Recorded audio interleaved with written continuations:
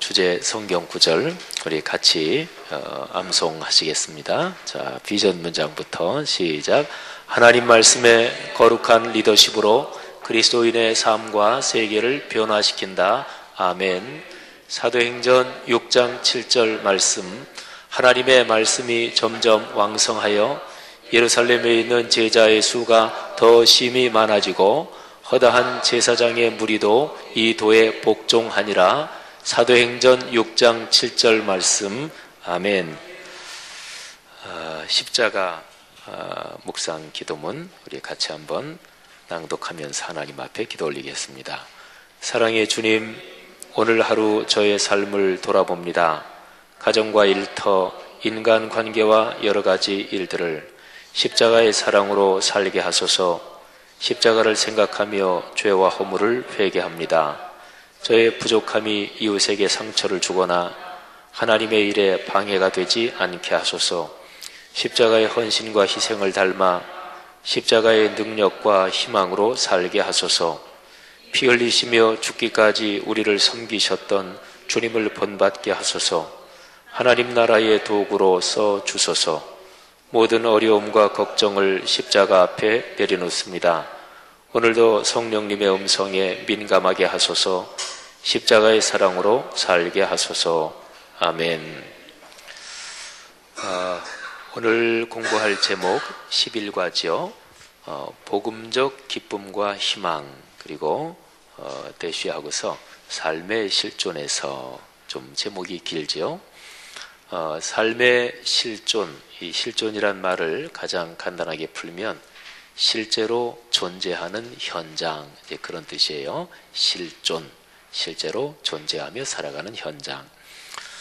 우리 그리스도인의 신앙생활에서, 그러니까 매일을 살아가는, 실제로 하루하루 살아가는 삶의 현장, 존재하며 살아가는 현장에서 우리의 신앙을 점검할 수 있는 제일 간단한 방법이 무엇일까요? 그는 다음과 같은 질문을 해보면 돼요. 나는 지금 기쁜가? 이 질문을 해보면 됩니다. 지금 나는 기쁜가? 그 다음에 이거하고 뗄 수 없이 연관되어 있는 건데요. 내일은 좋아질 것인가? 또는 앞날이 좋아질 것인가? 이 질문을 한번 해보면 됩니다. 그러니까 지금 내가 내 자신에게 물어보는 거예요. 지금 내 삶의 미래가 좋아질 거라고 내가 확신하고 있는지, 미래가 점점 나빠진다, 어려워진다, 그러면 거의 예외 없이 지금 기쁘지 않습니다. 근데 지금 힘들어도 지금 현재 내 상황이 내 친구 또는 내 이웃사람, 내 직장 동료, 또 같은 동종 업종에 있는 어떤 다른 사람보다 내가 지금 상황이 더 어려워요. 예를 들어서 경제적으로도 돈도 조금 있고, 또는 뭐 이런저런 형편이 더 어려워요. 근데 그것보다 더 중요한 거는 지금 이후로 내 삶이 좋아질 거라고 생각하는지 아니면 안 좋아질 거라고 생각하는지, 그게 더 중요합니다. 내가 걸어가는 앞날이 좋아질 거다, 뭔가 더 나아질 거다, 그런 느낌으로 미래를 바라보는 것, 그걸 희망이라 그러잖아요. 그 질문하고요. 그 다음에 또 하나는 나 지금 기쁜가? 행복한가? 이 두 가지를 물어보면 돼요. 두 가지는 서로 뗄 수 없이 연관되어 있는데, 두 가지 중에서 하나만이라도 분명하게 긍정적이다, 그러면 다른 하나도 거의 그런 거예요. 만일에 신앙인이 지금 그 질문을 했는데, 자, 나는 기쁜가? 이제 그 질문을 중심으로 생각해 보십시다. 그런데 기쁘지 않다. 이게 마음이 우울하다. 그러면 뭔가 문제가 있는 거예요. 예수 믿는 사람도 뭐 현실적인 삶의 현장에서 살아가니까 마음이 우울하다든지 화가 난다든지 뭐 그런 일이 왜 없겠어요? 그런데 일주일 내내, 이번 일주일 내내 내가 기쁘지 않고 이상하게 짜증난다. 뭔가 그 그리스도인답지 못한 거잖아요. 그죠? 성경에서 그리스도인의 모습을 얘기하면서 뭐 그리스도인도 한 달, 두 달 뭐 짜증 낼 수도 있다, 뭐 그렇게 적힌 구절은 사실은 없습니다. 그러니까 뭔가 이상이 있는 거죠. 어떨 때는 사람은 원인을 분명하게 알 수 없는데 짜증이 나는 경우도 있습니다.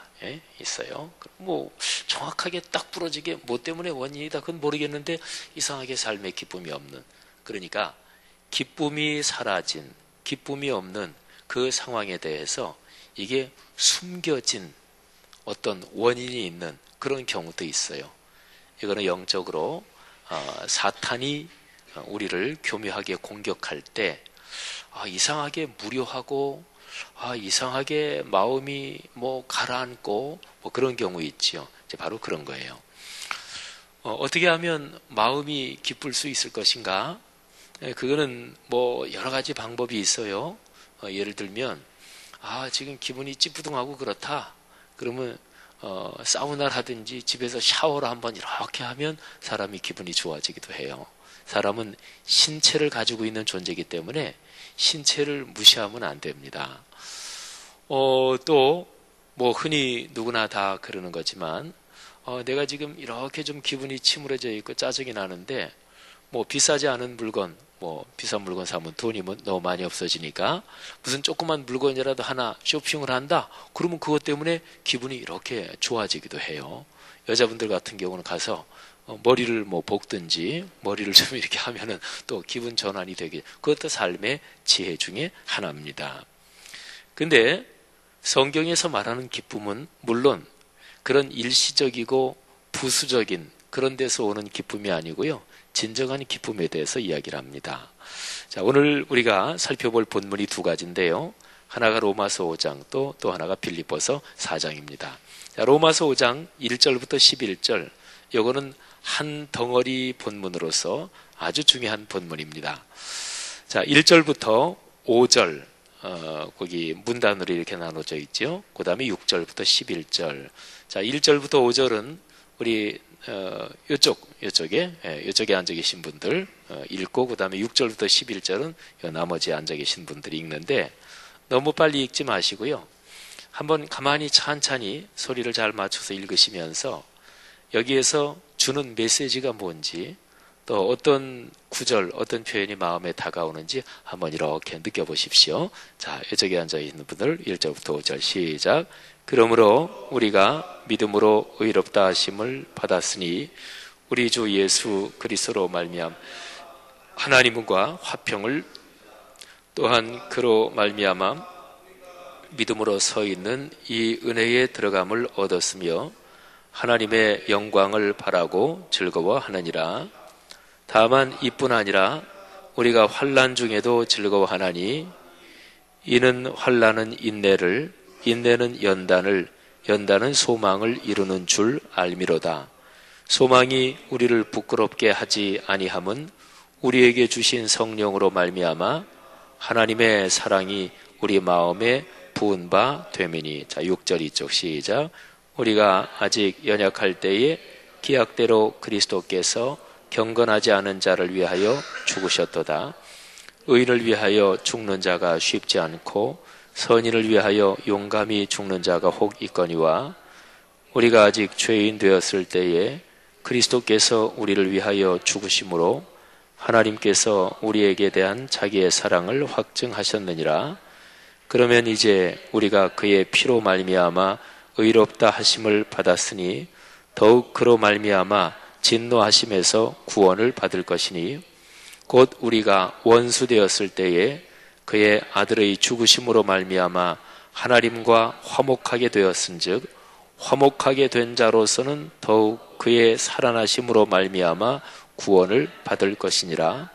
그뿐 아니라 이제 우리로 화목하게 하신 우리 주 예수 그리스도로 말미암아 하나님 안에서 또한 즐거워하느니라. 아멘. 여기 이 본문 덩어리에서요, 앞에 1절, 2절 하고 그 다음에 이 뒷부분, 말하자면 9절부터 11절, 이 뒤에는 똑같은 주제가 반복이 돼요. 하나님과 우리가 서로가 좋은 관계가 아니었다, 그런 거지요. 어떻게 얘기해야 좀 가장 실감이 날까요? 부부가 뭐 이렇게 같이 있는 거니까 부부지간에 이게 냉전 상태에 있으면 결코 이게 마음이 편하지 않죠, 그죠? 예, 결코 마음이 편하지 않습니다. 또는 부모 자녀 간도 역시 마찬가지입니다. 그러니까 살아가면서 마음이 가장 힘든 때 한 두세 가지 꼽으란다면 그 중에 하나가 이런 거예요. 자주 만날 수밖에 없는 사람들하고 관계가 안 좋다. 이러면 사람은 반드시 힘들게 돼 있어요. 그런데 하나님하고 사람은 우리 사람 쪽에서는 느끼지 못할지 모르지만 하나님은 결코 우리 사람이 피할 수 있는 존재가 아닙니다. 그는 예수를 안 믿는 사람도 마찬가지예요. 다만 그들은 느끼지 못할 뿐이지. 그러니까 사람은 만들어진 존재 자체가 하나님의 피조물로 만들어졌고 그리고 하나님과 사실은 늘 대면하면서 살도록 창조된 존재입니다. 근데 그분하고의 관계가 안 좋으니까 이게 이 관계가 좋을 수가 없죠. 그런 경험들 다 있으시죠? 신발 속에 뭐 조그만 돌멩이나 뭐가 들어가 있어서 굉장히 불편한 경우, 또는 가시가 이렇게 하나가 뭐 손가락에 찔려 있다든지 할 때, 그거는 매번 걸을 때마다 이게 느껴지잖아요. 또는 손끝이나 이런 데 자주 사용하는데 뭐가 있으면은 이거는 사용할 때마다 느껴지잖아요. 말하자면 그런 거예요. 근데 하나님과 관계가 좋지 않았습니다. 그런데 예수 그리스도의 십자가 사건으로 하나님과 화평하게 됐습니다. 화목하게 됐습니다. 관계가 좋아진 거지요. 그러니까 기쁨이 오는 게 당연하죠. 그죠? 그러니까 기쁜 거예요. 그래서 여기에서 즐거워한다, 이 말이 2절 끝에도 나오고 또 11절에도 그리스도로 말미암아 하나님 안에서 즐거워한다. 그러니까 기쁨이에요.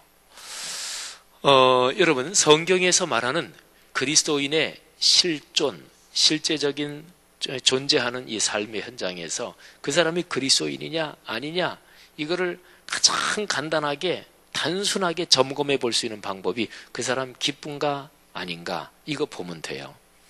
만일에 그리스도인으로서 내 삶이 장기적으로 이게 기쁨이 없다, 그러면 심각하게 생각하시고, 내가 교회를 다니기는 다니는데 성경에 대한, 구원에 대한 지식이 너무나 없다든지, 아니면은 교회는 계속 다니는데 내가 신앙에서 하나님을 만나고 예배의 기쁨이나 뭐 이런 거에 대해서 내가 너무나 멀어져 있지 않은지, 그거를 생각하셔야 됩니다. 그리고 내가 그리스도인으로 살아가면서 마음속에 이게 화라든지 분노라든지 신경질이라든지 이런 게 나를 더 많이 지배하고 있다. 내 삶의 무드 있잖아요. 그런 게 기쁨, 즐거움 이것보다는 이게 전체적으로 반대쪽 무드가 늘 나를 사로잡고 있다. 그거는 한번 잘 검토를 해보셔야 돼요. 기독교에서 얘기하는 신앙인의 매일매일 일상의 모습에서 제일 특징적인 게 뭐냐? 그게 기쁨이에요. 그게 즐거움이에요. 근데 그 즐거움은 아까 제가 얘기한 것처럼 뭐 한번 사우나 가면 사람이 기분이 좀 좋아질 수 있고, 뭐 하나 쇼핑하면 그것 때문에 기분 전환이 좀 될 수 있고, 그 정도의 기분을 잠깐 테크니컬하게 전환하는, 거기에서 오는 기쁨이 아닙니다. 이거는 근원적인 데서 오는 기쁨이에요. 사람이 창조주 하나님과 관계가 뒤틀려 있다가 그 관계가 회복되면서 거기에서 오는 기쁨, 가장 근원적인 기쁨이지요. 제가 우리 교회에서 목회하면서 벌써 한 5년 전쯤인가, 그때 제가 그런 얘기를 했지요. 저는 행복한 목사로 살기로 입장을 정리했습니다. 그런 얘기를 제가 시작한 게 한 5년 전쯤 돼요. 올해 우리가 성경 구절 12구절 또 외지요. 그런데 이 중에서 히브리서 6장 14절 말씀, 그 말씀을 제가 암송하고 또 거기에 연관된 창세기, 그 말씀을 이렇게 연관해서 암송하고 또 묵상하고 하다가 제가 느낀 거예요. 가만히 생각하니까 세상에 목사보다 행복한 사람이 없더라고요. 왜냐하면 목사의 제일 주된 임무는 뭐냐? 그는 말씀 가지고 사역하는 거예요. 근데 말씀은 진리잖아요. 창조의 진리고 오늘날도 역시 작동하는 진리고, 모든 하나님이 주시는 좋은 것들은 하나님이 우리에게 주신 통로가 있는데 그 메인 채널, 그 통로가 66권 성경이에요. 근데 목사는 직무상으로 그 말씀 가지고 사역하는 게 핵심 직무란 말이에요. 그러니까 얼마나 행복한 거예요. 야, 참 너무나 감격스럽더라고요. 그래서 뭐 그전까지는 불행하게 살았다 그런 건 아니지만 진짜로 세상에서 제일 행복한 사람이 목사일 수밖에 없구나. 제가 농담으로 억울하면 목회하시지 그랬어요. 이런 얘기도 제가 하지만 근데 그런 거죠. 그래서 제가 저는 행복한 목사로 살기로 입장을 정리했습니다. 그 얘기를 제가 상당히 많이 했어요. 어디 집회 같은 데 나가면 제가 그걸 간증하기도 합니다. 그런데 그리스도인은 신체 가운데 있기 때문에 삶의 주변에서 영향을 받아요. 그래서 우리의 삶의 주변의 환경은 우리를 그리스도인을 다 그렇고 그런 사람 사는 게 별거 있겠어요? 하루 3끼 밥 먹고 저녁 때 되면 집에 가서 잠자고 다 직장 생활하고 월급 받고 조그만 사업하는 사람도 있고 큰 기업을 하는 사람도 있지만 기업을 하든 자기가 사장이든 아니면 월급을 받으면서 생활하든 다 그냥 인간 삶이 그런 거죠. 유별나게 특별한 거 있겠어요? 근데 사탄은 우리 그리스도인을 언제나 그렇게 그저 다 그렇고 그런 삶으로 자꾸 묶어두려고 그래요. 그래서 우리 그리스도인은 성경에 기록된 정확한 그 메시지를 자꾸만 공포하고 선포하고 선언을 해야 돼요. 여기에 로마서 5장 1절부터 11절에서 하나님과 우리는 이제 화평한 존재다. 그러므로 그리스도 예수 안에 있는 구원의 즐거움, 기쁨을 누리자. 하나님 구원의 기쁨을 주신 것 감사합니다. 자꾸 선포해야 돼요. 제가 행복한 목사로 살기로 저는 입장을 정리했습니다. 그 얘기를 하고 그럴 때마다 내가 그렇지. 내가 말씀 사역하는 그런 직무를 맡은 목사지 이 생각을 하면서 제 자신이 더 행복해지는 것을 많이 느꼈습니다. 자, 그리스도인이 가진 기쁨을 이 세상에 있는 그런저런 기쁨 중에 하나 이렇게 자꾸 깎아내리면 안 됩니다. 이거는 위대한 기쁨이에요. 빌립보서 4장으로 넘어가십시다. 제 빌립보서 4장 말씀에서 아주 중요한 걸 설명드리고 또 역시 최종적으로 결론을 내리겠습니다. 자, 4장 1절, 2절 우리 2절 우리 한번 여성들만 같이 읽어보겠습니다. 시작. 그러므로 나의 사랑하고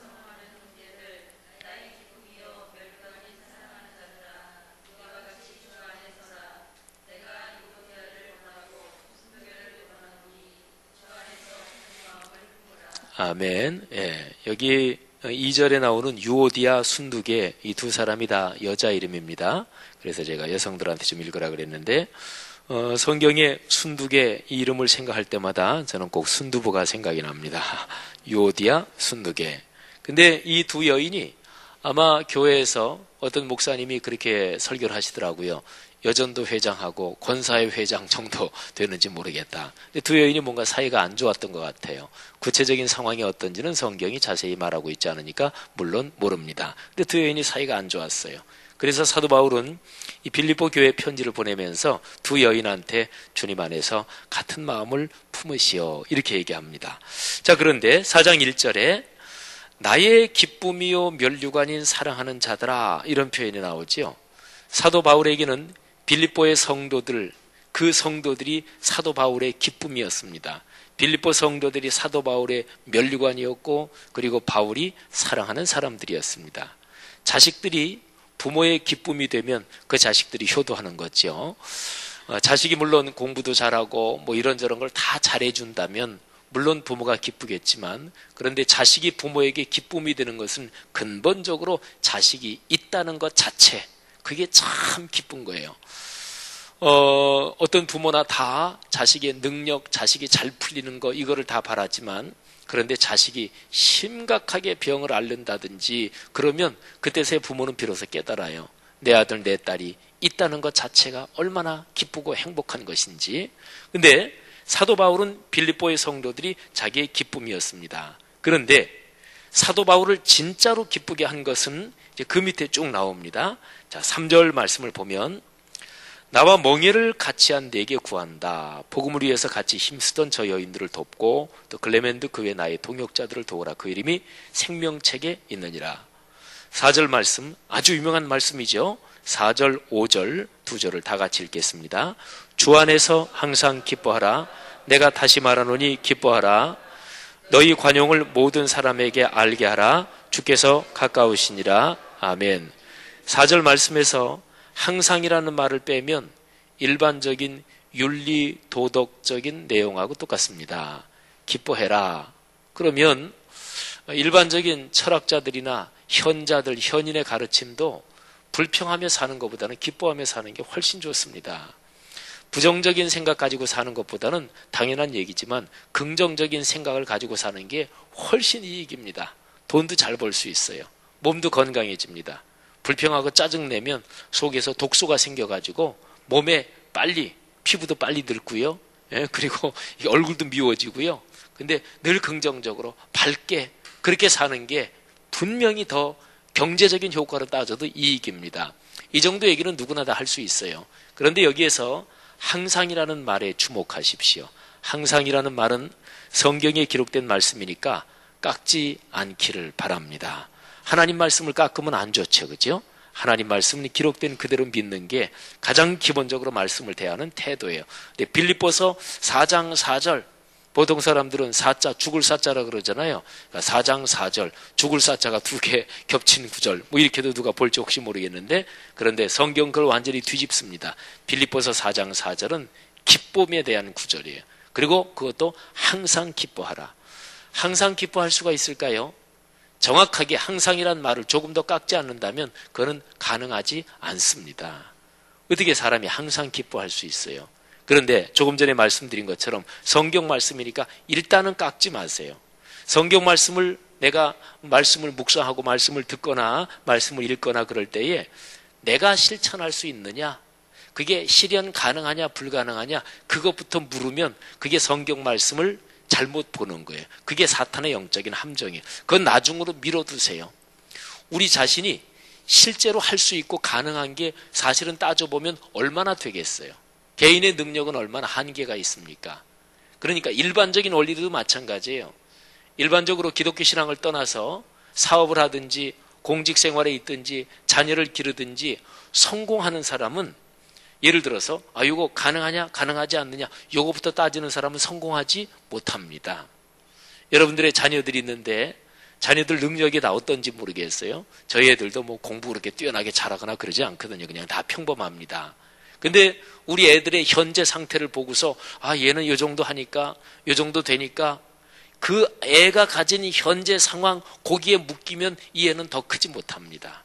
그러니까 일반적으로 사업을 하든 뭐를 하든 다 마찬가지예요. 그러니까 가능하냐 가능하지 않느냐, 이게 현실적으로 이게 되느냐 되지 못하느냐, 그건 먼저 생각하면 절대로 사람은 생각이 커지지 않습니다. 그러니까 처음에는 꿈부터 꾸는 거예요. 처음에는 비전부터 갖는 거예요. 성경 말씀은 더 말할 것도 없어요. 그러니까 성경 말씀을 읽거나 묵상할 때, 설교를 들을 때 저게 가능하냐 가능하지 않느냐 그것부터 따지면 말씀은 절대로 그대로 다가오지 않습니다. 그것부터 따지는 습관이 딱 든 사람들은 말씀을 딱 들으면서 자기도 모르게 자동 프로그램으로 저게 내가 얼만큼 가능하지, 그리고 자기 가능한 부분만큼 확 깎아버립니다. 그러니까 말씀 그대로 마음속에 감격이 안 되는 거예요. 근데 이거를 깎지 말고 한번 들어보세요. 항상 기뻐하라. 항상. 그 마음에 좀 감동이 안 돼요? 항상 기뻐한다. 그렇게만 될 수 있다면 얼마나 놀라운 일이에요. 그 다음에 5절에도 그런 게 있습니다. 관용해라 그런 얘기예요. 5절은 쉬운 얘기로 말하면. 근데 어떤 사람에게 관용해라? 모든 사람에게.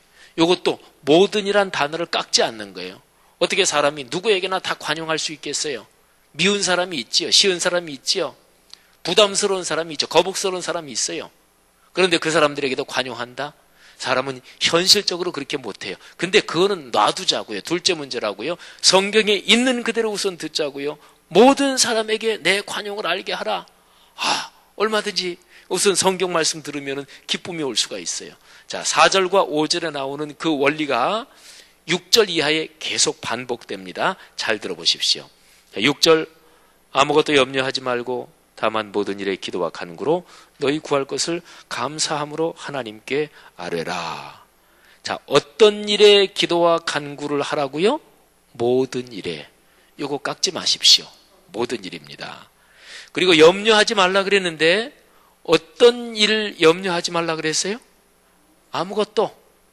완전히 모든 어떤 것도 염려하지 말라. 이거를 들을 때 행여라도 누구라도 내 상황 같이 이런 상황이 있으면 염려할 수밖에 없을 거야, 이런 생각이 들어오지 못하도록 해야 돼요. 일단은 말씀만 생각하라고요. 그 다음에 7절 말씀, 하나님의 평강, 하나님의 평화를 얘기하는데, 하나님의 평강, 평화는 어떤 일에 뛰어나냐면 모든 지각에 뛰어납니다. 그 하나님의 평화와 평강이 우리의 마음과 생각을 지킨다, 그런 얘기죠. 자, 그 다음에 8절부터 그 얘기가 계속 반복됩니다. 참되시오. 근데 무엇에 참되라고요? 무엇에든지 참되라고요. 경건하게 사십시오. 어떤 일에? 무엇에든지. 옳게 살아야 됩니다. 어떤 일에? 무엇에든지. 정결해야 됩니다. 어떤 일에? 무엇에든지.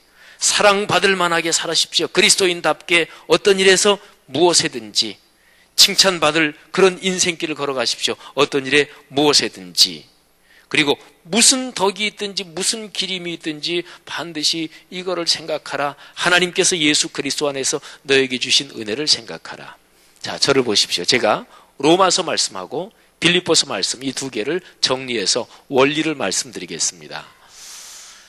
내가 그리스도인에서 건강한가? 이건 아까 말씀드린 대로 두 가지 물어보면 되는데, 대표로 그냥 하나, 내가 지금 기쁜가? 혹시라도 기쁘지 않다 그러면 왜 기쁘지 않을까요? 상황을 보면 기쁠 수도 있고 기쁘지 않을 수도 있어요. 그리고 특별히 그리스도인이 아닌 경우는 모르지만 그리스도인인 경우에는 상황을 보잖아요. 그러면 기쁜 상황도 있고 기쁘지 않은 상황도 있잖아요. 근데 사탄은 그리스도인일 경우에는, 그리스도인이 말씀을 보지 않고 상황을 보면 기쁘지 않은 쪽이 그 사람의 삶 속에 만연되고 그 사람의 삶 속에 아예 바탕에 깔리도록 결국은 그렇게 끌고 가고 맙니다. 그리고 특별히 말씀을 보지 않고 상황을 보잖아요. 그러면 상황 때문에 기쁜 거 있잖아요. 그거는 일시적인 거예요. 상황이 좋아지니까 기쁜 거. 그거는 세상 안 믿는 사람들도 다 그렇게 하잖아요. 그러니까 상황이 안 좋아지면 다시 기쁨이 없어질 수 있는 거지요. 조금 기쁘다가 그 다음에 다시 변덕스러워질 수 있는 거지요. 어떤 면에서는 기쁨과 그리고 분노 사이를 자주 왔다 갔다 하잖아요. 그러면은 아예 그냥 너무나 기뻐하지 말고 호들갑 떨지 말고 그냥 뭐 속에 있는 표정, 그냥 그 무드 표정 이런 거 감추고 이렇게 있는 것만 더 못할 수도 있어요. 아유, 저 사람은 왜 맨날 냉탕 온탕 그냥 저렇게 변덕스러운지 몰라. 그러면은 그리스도인답지 않다는 게 오히려 더 그냥 부정적인 현상으로 되지요. 여러분, 기쁨은 근본적으로 예수 그리스도의 구원 안에 있는 거예요. 이게 근원적인 기쁨입니다. 저 같은 경우는 제가 그런 얘기 가끔 하는데, 목사로서 살아가면서 어렵고 힘든 일 많이 있을 거 아니겠어요?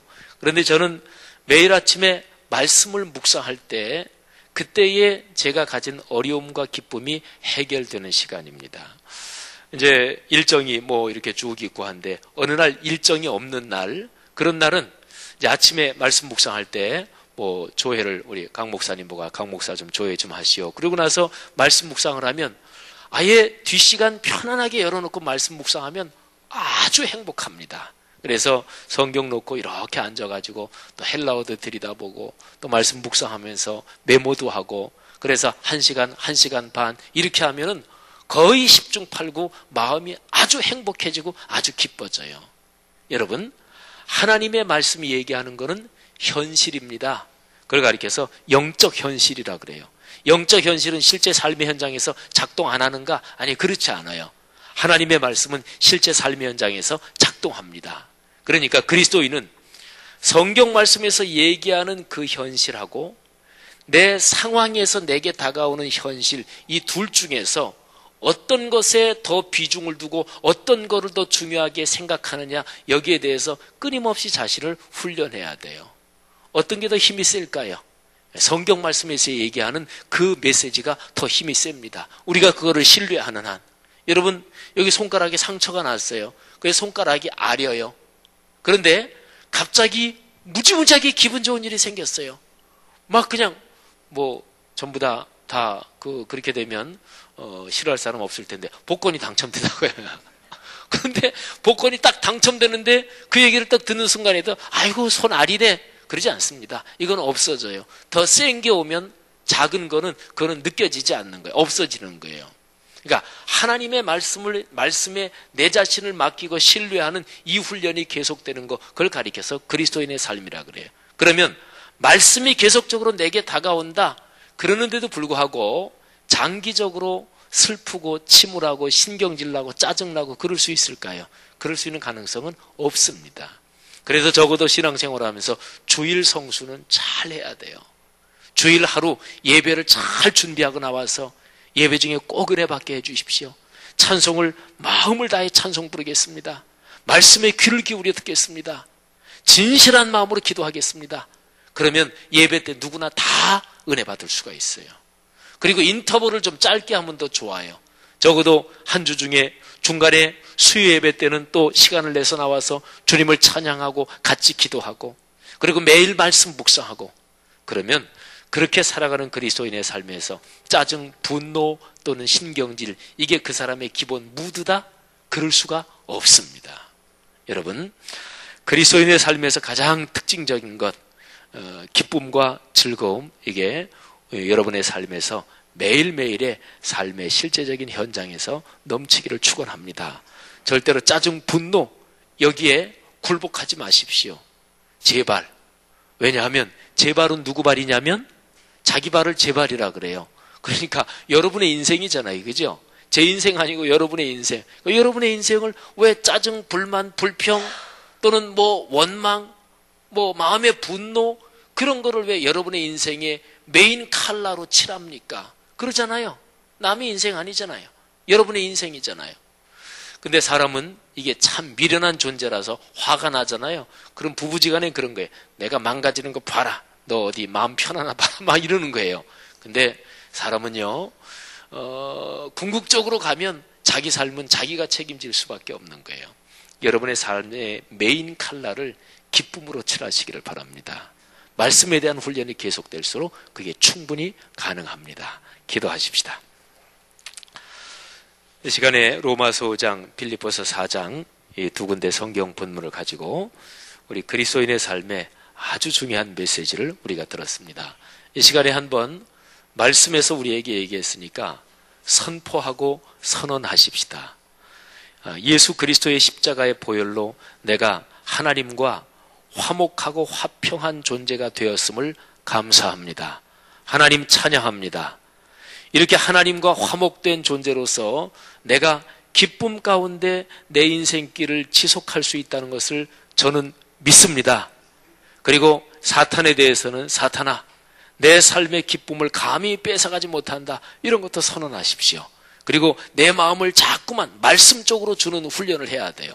상황, 분위기, 인간관계에서 지지고 볶고 그러면 계속 지지고 볶고밖에 못해요. 하나님, 말씀이 내 삶에서 이루어질 수 있음을 믿습니다. 특별히 기쁨, 감사, 찬양 이런 것이 내 삶의 메인 칼라가 되게 주여 축복해 주옵소서. 우리 한 2분간만 통성으로 기도하겠습니다. 하나님 아버지, 은혜를 감사합니다. 예수 그리스도의 십자가의 보혈을 통해서 사탄과 악의 권세가 꺾였음을 믿습니다. 하나님 아버지, 저를 예수님의 십자가의 보혈로 구원해 주시고 그래서 하나님과 화평한 존재가 된 것을 감사합니다. 주님을 찬양합니다. 하나님, 사탄의 분노와 불평과 불만이 제 삶 속에 파고들어오지 못할 것을 제가 믿습니다. 하나님, 제 삶의 모든 것을 하나님께서 쥐고 계심을 믿습니다. 기쁨과 감사가 제 삶을 통해 주변 사람들에게 전파될 수 있음을 주여 제가 믿습니다. 하나님 아버지, 간절히 기도합니다. 주변 상황이 돌아가는 것 또는 주변 이런저런 여건들보다 하나님의 말씀이 더 힘이 있어야 하는 것을 믿습니다. 하나님의 말씀에 대한 신뢰를 더 깊게 해주시기를 간절히 기도합니다. 하나님 아버지, 저를 목사로 부르심을 감사하고 여기에 계신 분들 하나님의 자녀로 부르심을 진심으로 감사합니다. 하나님의 자녀들의 삶에서 하나님의 말씀이 실질적으로 작동할 수 있는 것을 저희가 믿습니다. 하나님, 우리는 믿음이 부족하오니 하나님께서 늘 우리의 삶을 축복해 주셔서 상황보다 환경보다 더 뛰어난 능력을 가지고 있는 하나님의 진리의 말씀이 우리의 삶을 지배하도록 축복하여 주시옵소서. 감사합니다. 하나님 아버지, 은혜를 감사합니다. 거룩하신 말씀의 능력이 이 세상의 모든 환경 여건을 뛰어넘는다는 것을 믿습니다. 하나님, 우리의 삶에 하나님이 주신 가장 위대한 선물, 구원받은 사실 때문에 오는 기쁨, 즐거움. 오 주여, 저희 인간의 능력으로는 이 기쁨과 즐거움이 지속될 수 없다는 것을 저희는 인정할 수밖에 없습니다.